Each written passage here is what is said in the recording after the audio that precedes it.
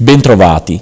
Sto pensando che i primi giorni della prossima settimana, la Settimana Santa, sarebbero stati dedicati nella nostra scuola ad un momento tanto importante e atteso da molti di voi, quello delle confessioni.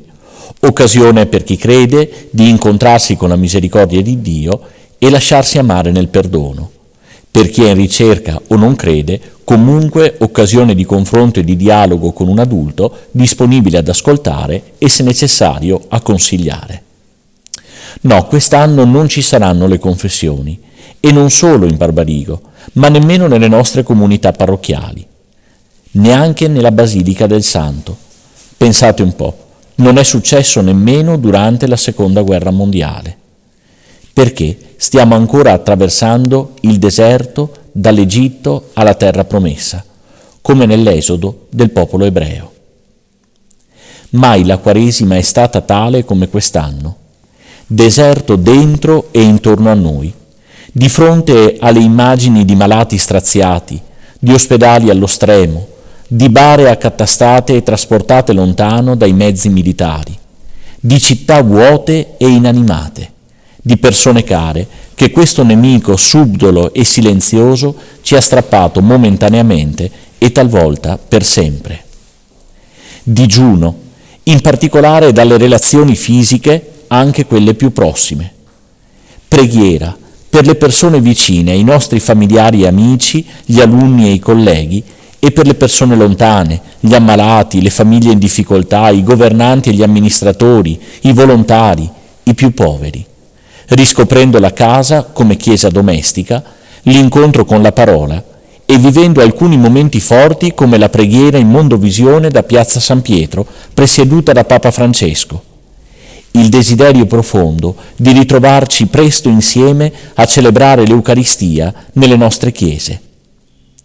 Innumerevoli occasioni di carità, rivalutando semplici gesti come una telefonata, una spesa per un vicino anziano, l'impegno nel volontariato o l'efficacia di parole familiari spesso trascurate come grazie o ti voglio bene.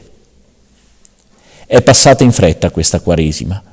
Tutti all'inizio ci auguravamo proprio che passasse in fretta, perché ci saremmo aspettati di trascorrere insieme la Pasqua, e invece nemmeno questo avverrà. Ci è chiesta ancora pazienza, rispetto delle regole per proteggere noi stessi e gli altri, prudenza.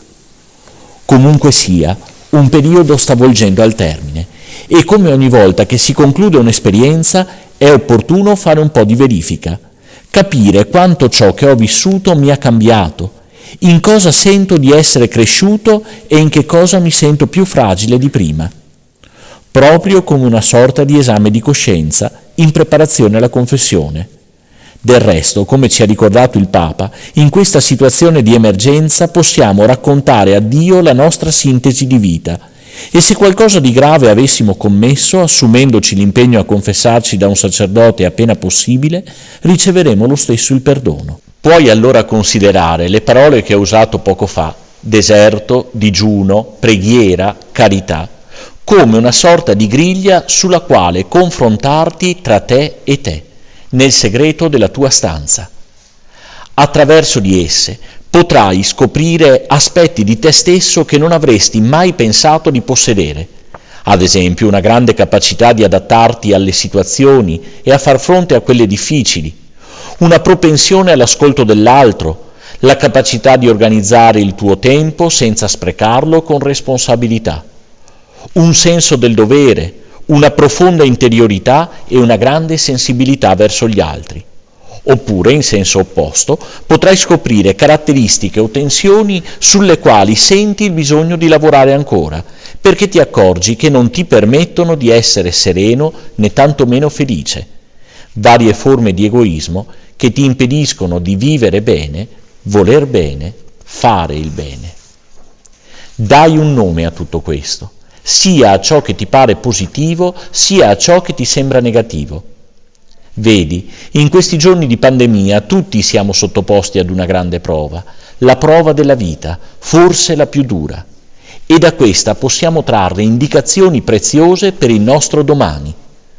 Metti per iscritto allora il bilancio personale che stai facendo di questo tempo di Quaresima, le tue impressioni. Raccontati a te stesso e raccontati a Dio. Non aver paura di farlo. Digli anche che cosa pensi, esprimigli i tuoi dubbi, le tue amarezze, le tue paure, i tuoi perché. Chissà quante volte entrando a scuola avrai visto questa grande foto di Giovanni Paolo II, di San Giovanni Paolo II.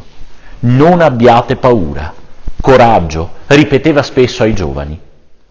Proprio oggi ricorre il 15° anniversario della sua morte e ricordando lui e queste parole tante volte ripetute ai giovani, vorrei salutarti con una poesia che mi è stata inviata da un ragazzino, figlio di un mio amico. Solo un bambino può scrivere parole così semplici, ma così belle e così profonde. Pensa, è riuscito a fare un acrostico, ha cioè iniziato ogni verso di questa poesia con le iniziali della parola coraggio. Scrive così: chi ha paura o è spaventato, raccolga le forze, andrà tutto bene. Gireremo il mondo, giocheremo insieme, ora e per sempre ci vorremmo bene. Queste parole ti accompagnino lungo la settimana santa che si sta per aprire davanti a noi. Ciao!